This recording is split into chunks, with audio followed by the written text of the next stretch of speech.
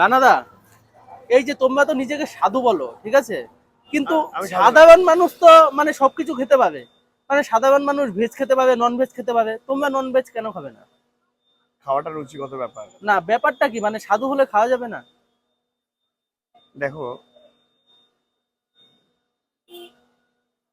এক একটা মানুষের চয়েস এক এক রকম।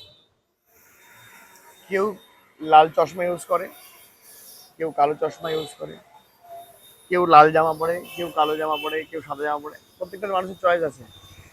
তো যে সবাই ধর্মকে, সবাই ধর্ম পছন্দ করে, যে যেমন ভাবে ভগবানকে পেতে চায়। আমরা আমাদের মতো করে ভগবানকে পেতে চাই, তা আমাদের ম্যাটার। তাই বলে আমরা কাউকে ফোর্সও করি না বা কাউকে বলিও না।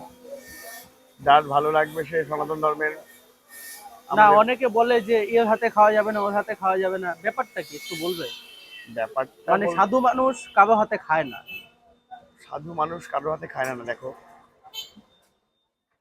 ধর্ম যারা চর্চা করে, আমরা একভাবে জীবনযাপন করি, চৈতন্য মহাপ্রভুর কথা মতো চলার চেষ্টা করি। মহাপ্রভু যে শিক্ষাটা দিয়েছেন সেই শিক্ষাটা নিয়ে আমরা চলি।